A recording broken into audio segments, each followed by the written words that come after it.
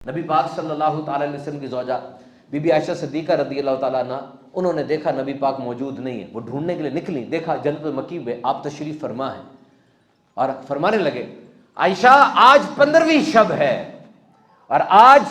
رب تعالیٰ آسمان دنیا پر تجلی فرماتا ہے، اور بنی کلب کی بکریوں کے بالوں سے زیادہ گناہگاروں کو آزاد فرما دیتا ہے۔ بنی کلب قبیلہ یہ بہت زیادہ بکریاں پالتا تھا، پھر آگے ان کے بال ہیں اور کتنی تعداد ہے ان کی۔ اور مولا کائنات حضرت علی شیر خدا رضی اللہ تعالیٰ عنہ ارشاد فرماتے ہیں کہ نبی پاک نے ارشاد فرمایا اگر تم 15ویں شب پاؤ تو رات کو جاگو، دن کو روزہ رکھو،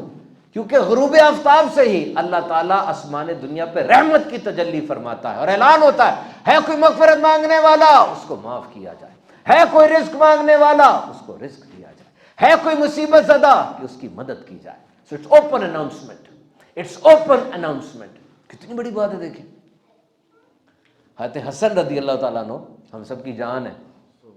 ہم سب کی جان ہے۔ آپ شب برات کے 3 حصے کرتے تھے، ایک حصے میں نبی پاک کے درود پاک پڑھتے، ایک حصے میں توبہ استغفار کرتے، ایک حصے میں قیام و قعود کرتے، عبادت کرتے،